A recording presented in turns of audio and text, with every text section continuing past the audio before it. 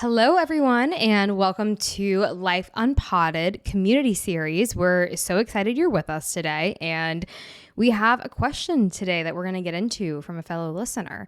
Before we dive into answering this question and sharing it with you all, we before this episode, Sophie and I were reflecting. We just recently moved into a studio, aka the flex bedroom in our apartment. We were able to score some nice chairs at garage sale type place, and they fit perfectly. So we feel like we have a legit studio, and it's far from legit, but it feels like the most legit thing we've ever had. And that just got us reflecting of where we started podcasting was in Sophie's studio apartment at her catch-all table. So we've came a long way, and we just are going to take that reflection onto the pod here a little bit. It's really exciting because I guess I never knew I'd be in this place, right? Like I never knew I'd have a podcast, and now we have a studio, and it feels amazing to see how much we've grown. And I think it's a constant reminder of the importance of not waiting to start something and waiting for it to be perfect. Like it's never going to be perfect. And just goes to show, like, we started in the apartment when we got mics, we had no idea what we're doing, and here we are a year and a half later, and things are really growing and progressing. So we also had no idea what we were doing when we started podcasting. We had no idea logistically, technically, content-wise. We had no idea as to why we were doing this. We had no idea as to how to organize or structure it. We had no idea how to promote it. We had no idea of anything. And I don't even know why we kept doing it, but it's just really beautiful to see that we didn't stop. And this is to all of our listeners, any of our listeners who are doing any sort of passion project, is the first 6 months to a year and a half, you might not know what you're doing at all. It's the matter of fact that you just continue to show up regardless and not judge yourself for not knowing, because no one really knows in a creative endeavor where it's going to end up. The purpose is found out of something else. And just to reflect, ultimately, this purpose was, for me, was finding my voice and also learning that I had something to say and learning to let go. And that has impacted me in all areas of my life. And it's been the most beautiful experience I've ever had with anything in my life. And that was the intention of starting this, which I think is really pure and rare. And I think that a lot of creative endeavors start out like this, but with creative endeavors, it's easy for us to not give the discipline to those things because it's not paying the bills or it's not creating any sort of particular outcome. But I think we've talked about this before on episodes, and that's exactly where the magic happens, is that space where we just don't know where things are going to happen. That's where things evolve into things greater than we ever thought could be. So I just wanted to open up this community series with a little bit of reflection on our part, maybe a little bit of inspiration on your part, because we were no different than any of you when we started this out, and now it's cool to see us growing. So just feeling very reflective in general today about life. So wanted to share that with all of you, and we can go ahead and get into our listener question. So if you can take it away. All right. Yeah, let's get into today's community series. So just a reminder to everyone, if you have any questions at all, any sort of comments, questions, whether that's 3 paragraphs in an email or that is a few sentences of topics you want us to talk about, send them along to us. This series is growing because of your guys' involvement, so we need you to be involved. So email us, info@livelifeunpotted. Send us a voice memo on Spotify. Send us a voice note through email. Email us. Give us a call. Just kidding. We're not going to give out our phone numbers, but reach out to us because we want you guys to be involved. We want to hear your questions because it's very, very helpful to the community for everyone to hear what everyone's going through, because ultimately it really helps everyone realize we're not on this journey alone. Okay, so today's question: hi, new listener here. What would you say is a self/mental health habit you've had to learn to keep even in the lowest of lows? This is a good one because I definitely think I've been through a lot of lows and lows and lows, very lows. I think this past year or in this journey, I've probably experienced like the lowest of lows I ever have in my life. And that was something really new to me. Because looking back, I'd never really knew I was going through low points, or I never thought I was. I always was kind of happy. Even though now, like looking back, I know I wasn't actually happy. I just had learned to become really good at avoiding myself and not being connected to these emotions. So when things happened, like with my parents a few years ago, and then I entered on this deep spiritual self-growth journey, I did have to learn of, what do I do when I feel like absolute shit? What do I do when I wake up in the morning and it feels like a cloud of gray has struck over me, and I feel like all I want to do is sink into the couch and cry, or have no motivation and don't see purpose in life and don't see the reason to keep going? And I think these are thoughts we all have, we all experience, and maybe we were just not aware of it because we distract ourselves and we avoid and we drink and we use substances and we do all these things to take us away from what we're feeling. But like we always talk about in this podcast, it's not until we actually learn how to feel the feelings can we get the insights, can we move forward. So a really great thing to talk about is, how do we get through really shitty times? Like, we always talk about we don't need a framework, but to the extent we do need a framework on this journey, I think I would say it is, what it's been for me is, every time I'm going through something, I really try to remind myself, like, hey, you've been through so much. You can do this. Like, you're going to be okay. And I think when we go through things, a lot of times we almost lose sight of that. We feel like it's like the first time we've gone through something, or we feel like we forget how strong and capable and resilient we are. And I think it feels like all of a sudden like a giant meteor has struck our life. So for me, it's like that constant reminder of, hey, you will be okay. I know you don't feel great right now. I know you feel lost. I know you feel scared, but this is all temporary, and your emotions ebb and flow. So just to start it off, I think that's definitely a reminder I have of like this inner knowing of, I will be okay, and this too shall pass. Yeah, this is a really great question, a really relevant question. And Sophie, I think it's interesting how you kind of pinpointed that sometimes maybe we don't know, or we're not aware that we're going through hard times, because we are so used to just pushing through things, or we're so used to going about like our numbing patterns. And there's different variances of lows, but this listener specified low lows. So I would say that you're likely going to know if you're in a low, right? I don't know. I think that this journey, this healing journey, has been so interesting, because I think of the times I used to be in my lows, and I used to have them very frequently. In those times, I would not be able to get out of bed. I feel like I literally couldn't read. I'd feel like I couldn't do anything because my head was hurting. I was emotionally overwhelmed, and that was stopping me from being able to function. And I feel like this would quite often happen, oftentimes after I'd go on a binge of drinking or something of that matter. And I'm thinking about in those moments, and I almost feel like it's looking at your life when you're not in a low, and kind of preparing for, how do I prevent myself from going into a low? And in my experience, for me, it was really looking, and this was over the course of several years, right? So I'll preface with that. Like, you're not going to make any major change overnight, but I think it's making the subtle changes that make your lows subtly a little less low. And for me, like, that was really questioning my relationship with alcohol. That was the number one contributor to my lows getting even lower.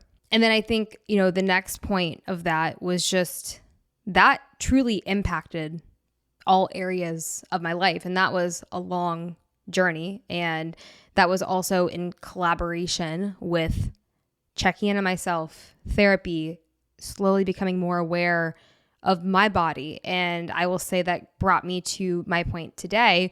Not to say I don't still have lows, but if you compare my lows today to 3 years ago, I can function, I can still get things done, I can still operate as a normal human being, where that wasn't always the case. So I just wanted to preface what I'm about to say with, look at it in the long term component as well. Look at how you can control your lows from going lower, right? Maybe there's always going to be a level of lows that happens from various things in our lives, but how can we help support ourselves in a habitual environmental state that's going to help us maintain our lows from being ultra low lows? I just want to respond to that. Yeah, 'Cause sure. I think it's really interesting how you phrase that, because my immediate response to the question was, what's a mental framework I have now? But you're right. Like, I completely forgot that in order to get to this point now where, like you said, my lows are different. They are not what they used to be. And that in large part is because I've faced, I think, a lot of the pain, but a huge component we don't really even talk about on this podcast is like, we both stopped drinking. Like, we both started going to therapy. I haven't been in therapy for 3.5 years, and it is the best decision I have ever made in my life. And it's interesting to look back. Like, I went through a period of like struggling to find a good therapist and not being able to find one. And I finally found a really good one who I recently had to actually switch because I moved, but I'm about to see a new one today. And just like the journey, I think, of assessing and like in hindsight, like I was so disconnected from myself. So when a low would happen, didn't have a toolbox, you know? So I really like what you just said there. You didn't have a toolbox. You weren't prepared for your low lows. And ultimately, low lows are still really fucking hard when you have some sort of toolbox. And that toolbox could just be daily care of what you do on a regular basis, of checking in on yourself, limiting your alcohol, limiting your caffeine, limiting your substances that alter your base state, right? That's one way to look at it. Just stop the pendulum from swinging to the super high highs to the super low lows with substances. I think that's a huge one. Like, that cannot be addressed. I cannot not address that before going into where I'm at now, because I would not be where I'm at now if I didn't examine the substances I was using in my life, why I was using them, what was underneath why I was using them, right? Because that's a large part of the work, is doing that kind of work actively. Now, with that being said, when you do the work, when you examine the substances, when you do all these things and you set yourself up, and that looks different for everyone. But with that being said, low lows are still going to come. They're still going to happen. They're just going to look different. And I think for me, something that I've been recognizing is giving myself the space to not judge myself for having a low low, because my low lows used to mean not being able to get out of bed. My low lows now are, you're probably not going to notice as much externally. So I think it's looking at someone who's closest in your life, who you talk to every single day, and being like, hey, I'm in a low spot right now. I don't need you to do anything for me, but I'll let you know if I do, but I just need you to know that I'm softening with myself. I'm taking care of myself because I'm going through a hard time emotionally, going through this low. And I just want you to know that, so that you can support me in that just by encouraging that. And I think what that does is that can open up this dialogue. But even if you don't continue to talk, you don't feel as alone in it. And I think that can help you open the floodgates within yourself to sit into it and to recognize, oh, I just told someone I'm not feeling great, just as if I were sick with the flu or something. So I'm going to give myself permission to do things differently than I usually do. Like, for example, a few nights ago, I was feeling a lot. And with the podcast, oftentimes we're maybe editing or we may be finishing some description notes before we post the pod for the next day. And that could be 8 or 9 o'clock at night. And that's fine. But when I'm not feeling great, I want to give myself permission to not have to do those things and to remove myself from doing those things. So clearing my plate, turning off, disconnecting, doing something like taking a bath where your body is somewhat purging and you're just sitting there with no distractions. You're just sitting there. And that can help you connect with yourself. And also, just to clarify, I feel like for me, and I'm curious with you, Sophie, a lot of the times when I'm having a low, it's ultimately because I'm disconnected from myself. So I'm curious if that is just a me thing, or if that is a wider felt thing with these low lows, because it is a pretty vague statement a low low. That might be something totally different to someone else, but I wonder if there's any common denominators between all of us who have quote unquote low lows. It's interesting. I'm almost looking back and be like, oh, a good way to start the episode probably would have been like, what is a low low, right? Like, I think when we talk about on this podcast so much that we all have stuff inside of us. Michael Singer, we have rocks inside of us. I love his explanation of that because it really clearly articulates that from going through this life, going through this journey, we all have stuff inside of us. And we don't know that until we go embark on this journey where we start looking and questioning our reactivity. You know, it's interesting when we think about how do we understand ourselves. I think a lot of that comes from understanding the kind of like outward, quote unquote, negative reactions, like your anger, your frustration, your things that bother you. Because I think a lot of those things will then indicate back to pain, being hurt, etc. But through this journey of like understanding that a lot of the time when I'm feeling really shitty, like things are coming back up. And on this journey, I started to see, I almost had like a four things that would continuously come up, right? Like I'd have my insecurities. I'm thinking I'm a loser or not smart enough or people don't care about me. I'd have my fears about thinking I'm going to have to go back to working as a lawyer. I'm not going to be able to be successful. I'd have the depths of my emotions about my parents and feeling like they don't accept me. And it's almost like you could start to understand that like there's these like main things you deal with in your life. I think we all have these things that we deal with. And it's like, I think that's a really interesting point. So I just want to clarify or regurgitate what you said and take your standard day where you're feeling moderate or you're feeling happy or you're feeling generally good about things in your life. You're feeling motivated, excited, passionate, love, all of these things. Say that's a good day. Now you look at the cycle of your life. You look at it from a month standpoint, annual standpoint. Maybe it's easier to look at it like from a month standpoint, depending on who you are, I guess, in your emotional states. But you're saying when we have these days where we aren't feeling passionate or motivated or excited or inspired, that we can usually attribute it to maybe 3 things, just to pull a random number. And that can be, like you said, your relationship in the past with your parents or your anxiety around productivity and leaving law life. Like those are 2 things that you oftentimes come and meet. So you're very aware of that. And you being aware of that, it can help you give a reason as to why you're feeling this way. So I think that's almost another thing of becoming aware of what's beneath why you're in a low low, because there's always something beneath that, right? Well, that's the thing, right? Because I think when we are in these low lows and we're feeling really, really shitty, and if I look back to myself like 3 years ago, particularly after a night of drinking where I would just wake up and I'd feel so anxious and I just cried all day and I just feel awful. And it's really interesting to think like I didn't have an understanding of the rocks in me. I didn't have an understanding of my pain points. I didn't have an understanding of all the things I've gone through in my life or continue to go through that hurt me and that bother me. So it made those low lows a lot differently because I felt so chaotic in it. Like I was just kind of like, oh my God, I feel so shitty. What do I do? Let me eat something to feel better, or let me drink something to feel better, or let me complain about it, or I don't know. I think that on one hand, there are certain emotions that arise where we feel really shitty that we can pinpoint and we can say, as we've done the work, oh, this is coming up. This feels absolute shit. This is one of my biggest insecurities. Like I've gone through so many feelings where I fully feel the insecurity as if I'm experiencing that at age 7. Like it's like I'm back in that state. And a large part of that was from taking mushrooms, right? Like we really experience all these emotions that are coming up.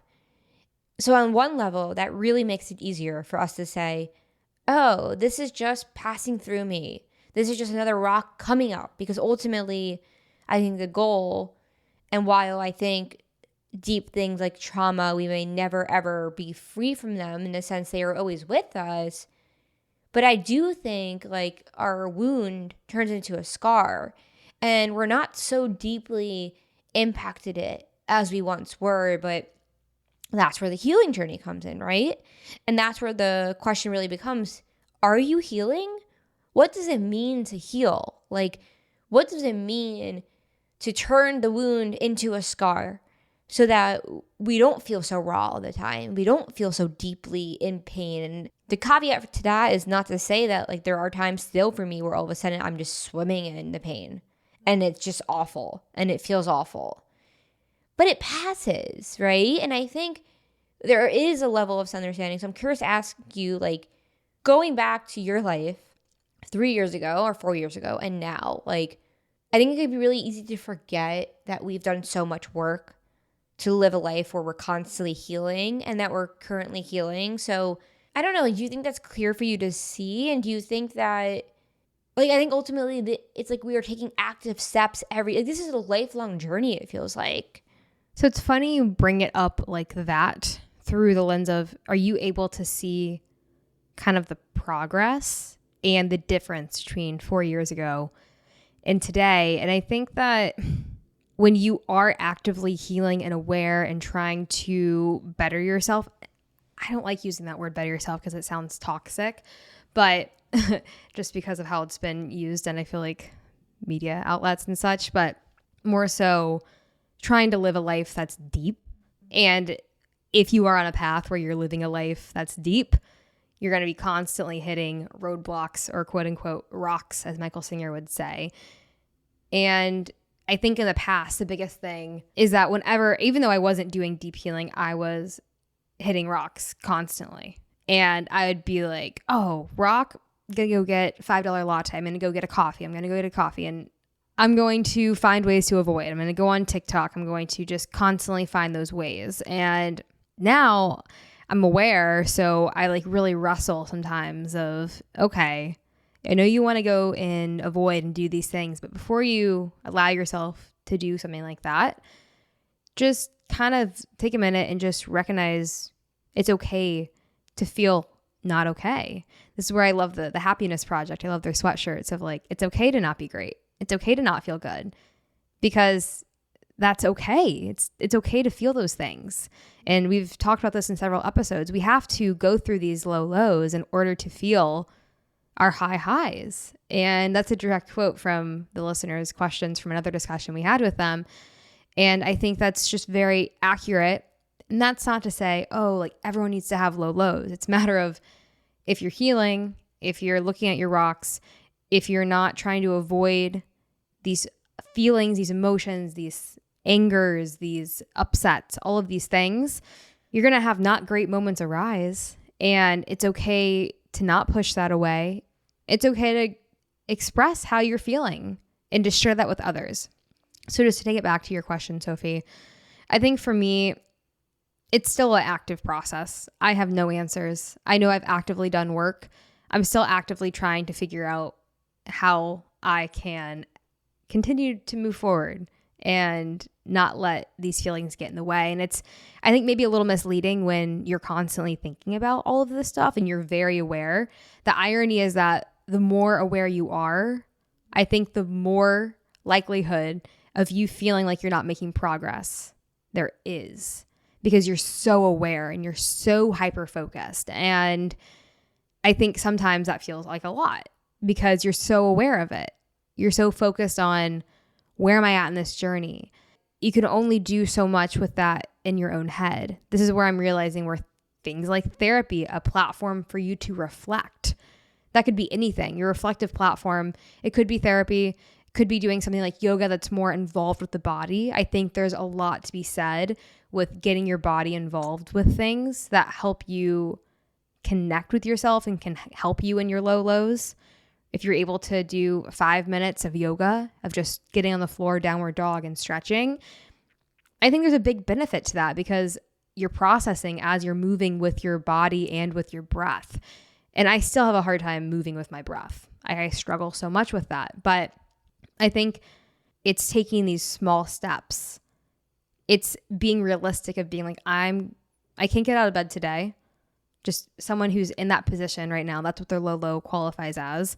And being like, I'm going to roll over onto the floor and I'm going to do 3 minutes of stretching and being realistic with yourself and meeting yourself with where you're at and not setting unrealistic expectations, but thinking how I can take care of myself. And I will just do a quick plug of someone who I think is really exceptional at this and is an exceptional inspirer that gives exceptional inspiration and wisdom on this topic is the Daily Victorian. We had her, and I recommend listening to that podcast episode if this is something that you're dealing with.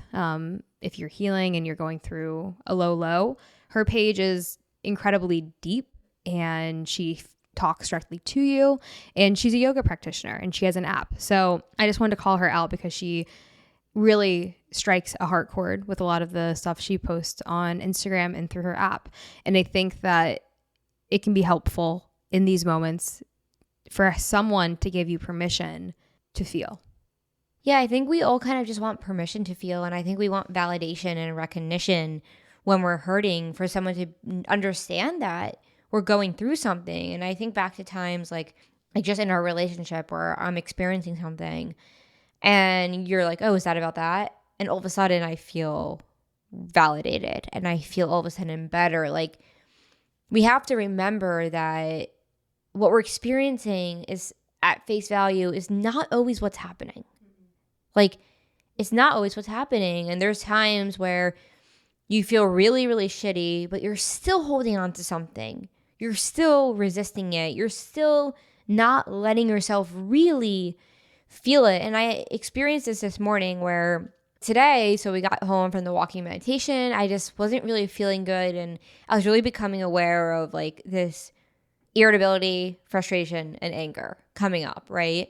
And I was just feeling really exhausted from just waking up early, haven't slept well the past 2 nights. And I found myself in this interesting situation where I was like, I don't feel good right now.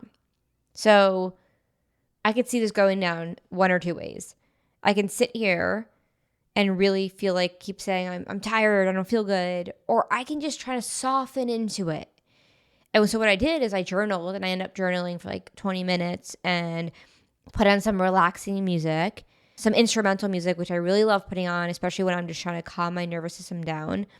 Because I think a lot of the times when we're so going through these really intense emotions, we really have to sync up our mind and body. I think they get extremely disconnected. It's almost like we're running around with our head chopped off and like we're just not connected. So what I did is put on this music, journaled, started writing about how I feel so stressed, how I feel so anxious. Like, why does my body not understand this? Why does my body feel like, I'm like, oh, of course it doesn't understand this. I was working in law for 5 years. I had went to law school. Like, of course I'm so used to needing to feel productive all the time. Like, of course. So trying to really understand like, okay, like that's what's happening right now. How can I just soften and relax into this?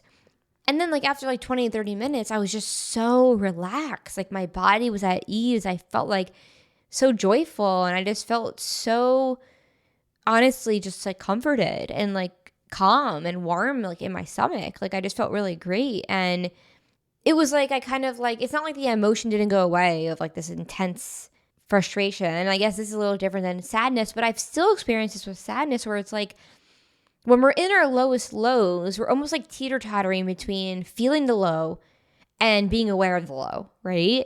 So I think it's like this decision we make to surrender to it. So going back to the question of what's a habit I bring with me through my lowest lows is surrendering, is really allowing myself to feel it.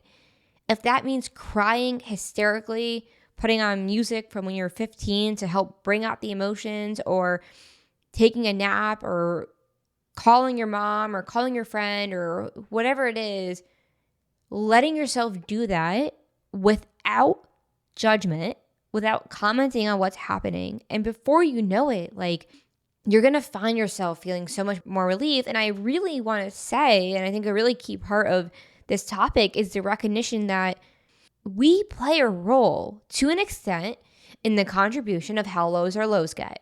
And it comes back to, are we letting ourselves experience it? Because the more we say, I don't want to feel this sucks, this is awful, we're just going to get deeper and deeper into the resistance spiral. And all of a sudden, you're feeling like absolute shit versus, oh, when I actually embody this, it doesn't feel that bad as I've experienced from taking mushrooms. The pain, so much of the pain, rather, not all of it, okay, not all of it, but so much of the pain is in the resistance to feeling the emotion. You said a lot of good things there. And of course, when you're talking, it has me thinking a lot about other things that you're making me think of. And it just made me think of an actual, somewhat semi-recent, like real low that I had, where for me, typically what that is I just start to feel numb. I can't really feel pain. I can't really feel happiness. I can't really feel anything. And that is a really scary place to be when you really can't feel much. And for me, it's a lot of the times being disconnected from myself is what contributes to that extreme disconnection. And something that really helped me through that time came to a point where I said I have to do something. And what really helped me was like going for an 1.5 hour walk, like finding a trail, putting on music. I think there is a power, you mentioned this, Sophie. There is such a beautiful power to music in its aid to help us feel, especially songs I personally have a handful of songs that I listen to most of my life that when I'm in a certain feeling state, I play them because it taps me into the human condition, knowing that I'm not alone in it. I'm not alone in experiencing these things. And sometimes that's our best connection to another person who's going through what we're going through, and them so beautifully expressing such vulnerable words about what they're going through, and that might match what we're going through, and ultimately that can really help us feel. And I hope this podcast can be something of that as well. Podcasts where people are vulnerable and they do share can be really helpful. So I feel that everyone has a different connotation with what their low is, but I think ultimately recognizing what is beneath that is so important, because it can help you see that what you're feeling is attached to something, right? I'm not an expert on this. I'm just a human who has experienced these things. And my instinctual feeling is that there is always something attached to why we're feeling, because aren't feelings meant to tell us that something needs to change or that we need one of our needs to be met? I don't know. These are just things I'm asking and I'm wondering. Well, I was going to ask the question of, do we have to always understand it? Because sometimes it's just like, hey, I feel like shit and I don't know why. I just don't feel good. I feel really sad. And I think sometimes, most of the time I find out in my life, it's always something beneath that. It's always something. But like yesterday, I cried and I don't even know. I just kind of needed a relief. So I think sometimes like reminding ourselves that there are times when there's going to be things beneath what we're feeling. And I would say for me, 80% of the time there is. But the other 20 where I'm just a human being going through the ebbs and flows of being alive, in the same way babies cry when they're born into this world. Like you look at kids and when they're 2 and 3 and 4 and 5, like there's so much collective pain in the world. Like there's so much happening, and Eckhart Tolle does a really beautiful job in New Earth of talking about the pain body and talking about the collective pain, and meaning that there's been pain in the universe since it started. Wars, murder, genocide, like terrible things are happening right now as we talk. So I've been thinking about recently, it's like, oh, am I even feeling my own emotions, or am I just feeling the world's emotions right now? If we think about how we're all tapped into the same energy and we're all in sync, and because we are, our minds like us to forget that, but we all are the same species, and you really understand that when you take something like psychedelic mushrooms, that we are all connected. And in the same way you feel someone's energy when they walk into the room, why would we think that we don't have that collective pain from either generational trauma, your ancestors, what they went through, and the tribes going back to way back then, or what's currently going on now? Like, as long as we have so much pain and hate and hatred and fear in this world, I think we're probably still going to experience those emotions, even when they're not rooted in our specific life scenarios. I think sometimes it's the recognition that life is inherently traumatic. So no matter what's happened to you, the fact that we're all going to die, that's always there. What do you like? That's always there. It's like, what? Like, oh, my parents are going to die. I'm going to die. Well, that's fucking crazy. So is that the looming thing? Are we ever just randomly having a low because we're grieving our own life as it's passing? I don't know. Maybe.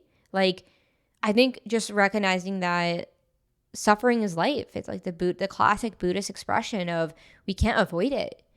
And the low lows really do allow you to have the highest of highs. And like you're saying, Daisy, with these musicians and people, poetry, books, where we are so vulnerable and we do express ourselves. I went through so much time being on this podcast, not judging myself for being vulnerable. And it's just the importance of that, the beauty of that, the reminder of perhaps one of the most important reminders when you're really going through it is you're not alone. You never are. So one of my biggest takeaways, what you just said was really helpful to me in forming my takeaway from this conversation, is that we ultimately, the goal is to become the observer of our thoughts and our emotions. Because like you said, suffering, it is a part of life. Joy, it is a part of life. Misery, it is a part of life. All of these things are a part of life. And as long as we are the observer, as long as we are the tourist of our own mind, our own thoughts, we're never going to stay in one place for too long. We're just going to observe them. We're not going to make decisions off of them. We're not going to make life changes off of them. We're just going to experience them. And I think it's so fascinating to start to learn to do that, because life is one big merry-go-round and it's just constantly going around, constantly going around. And take me 3 or 4 years ago, I was constantly getting stuck in sad, depressed, anxious. And now it's like I feel like I can go through that in all of 4 or 5 days or all of 24 hours, because life is just a merry-go-round and I am observing these things happening and I can't control them. I can't control these emotions. But what I can do is I can observe them happening. And when you are in a low, take everything that we said into account, take it all with a grain of salt. But I think for me, recognizing that all you can do is observe it and recognize that this will not last forever. You don't have to attach to this mentally. You can just say, all right, okay, this is happening. This has happened before. I've moved beyond this before. I'm going to take care of myself. I'm going to soften. I'm going to give myself compassion. But I'm not going to identify with this. I'm not going to say, hey, this is where I'm at now. I'm stuck in this. But I am going to work with it. I'm not going to let it control me. And I think my biggest insecurity is that there is this idea of like being self-obsessed with emotions and being narcissistic with emotions and always thinking me.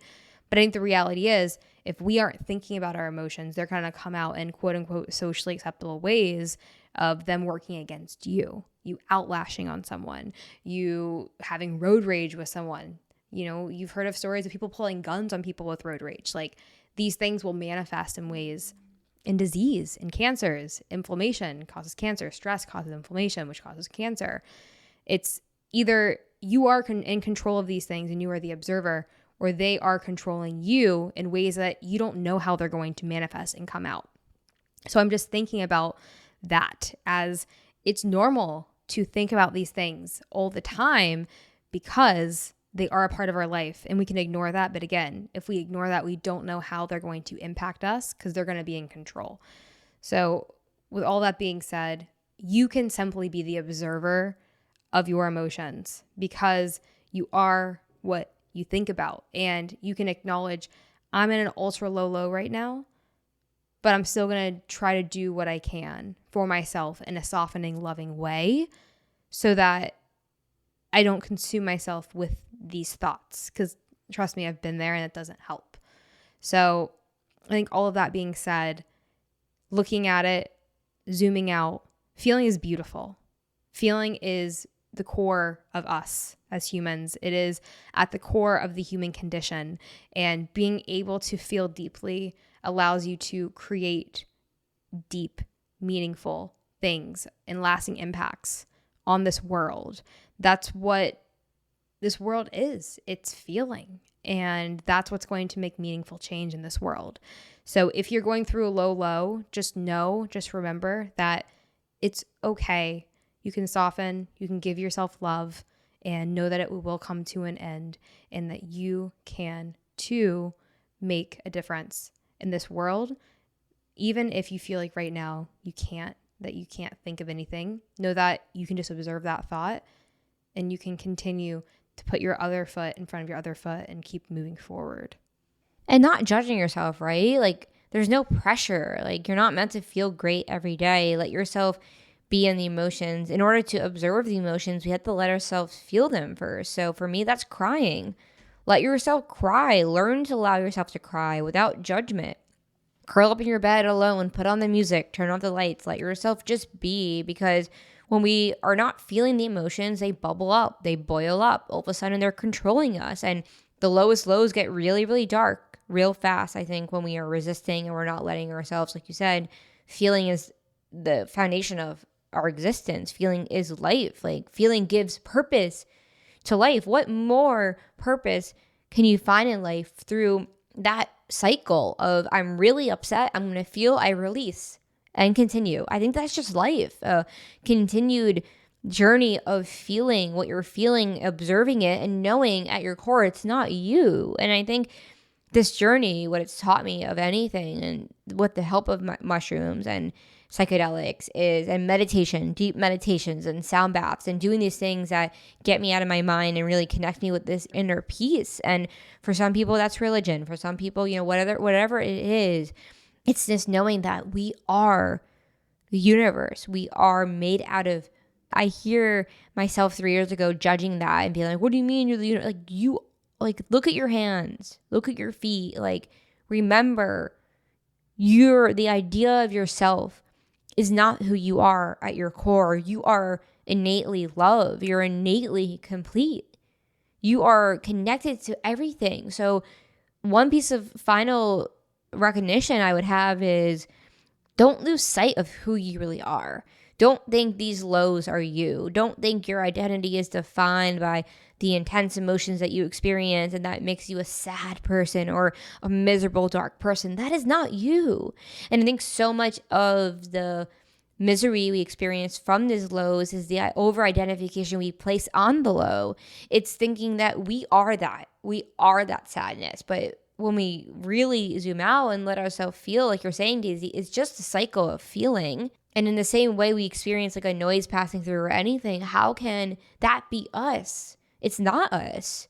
So it's so interesting. Every podcast episode, it's like we work through it. We're trying to figure it out. And it's just like, oh, right. Letting go of the idea of yourself, letting go of thinking you are this name you were given at birth and these experiences you've had and these stories you've had that all happened, but it's not you. And I think that's really what I always fall back to at the end of the day, that when I really, really go through shit, the awakening of, wow, this life is happening in a flash. I get X amount of years. I had a moment the other day where I was like, I'm feeling really grateful that I made it to 30. How many people don't even die from cancer? Or I remember in high school, people were just, I heard friends of friends, people who passed away, and it happens constantly. Like, I'm starting to feel really grateful to even be at this age, to even be alive. And I'm sure you've experienced that more when you hit 50 of like, oh, how many people are having in my life do I know who I didn't even make it to this age? So I think it's that gratitude for, even if life is one where we are constantly feeling, remembering that that is what gives life its beauty, because that's where the most beautiful music comes from. Poetry, writing, books, podcasts, video, everything, art, is through the expression of self. And life is just a continuous journey of expressing ourselves. So if you are someone who's going through a low, first and foremost, always remember, therapy is a huge recommendation I have, letting yourself feel. And remember also, this is just our experience. We are not mental health professionals. We are not therapists. We are not psychologists.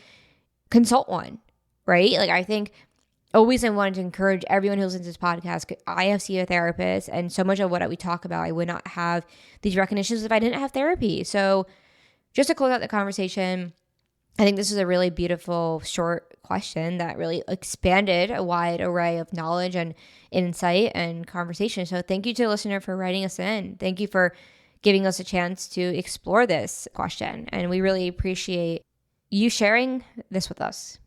I second that. I love questions of all sorts. I think this question, it was short, and I love that because it shows other listeners that the amount of effort you have to put into writing a question, it can be something that just pops into your head. And we encourage you to send us those questions because ultimately that's what allows this show to keep happening every Thursday, because this show won't happen unless we get questions from you. So if you're on the fence, please email us.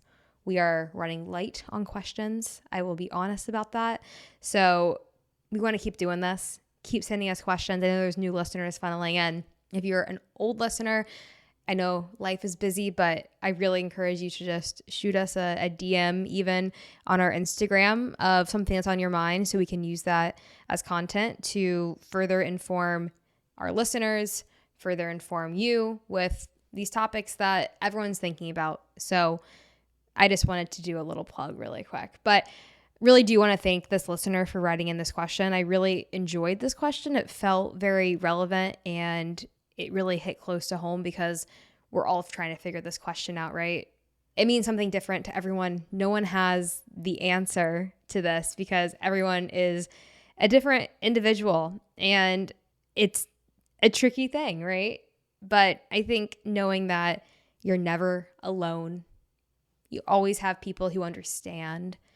I think there is comfort in that and knowing that there's always a light at the end of the tunnel. And again, and it is an honor to be able to answer these questions. It's so fun and connective and just overall lovely to have this space. And I'm also excited if you're still listening here.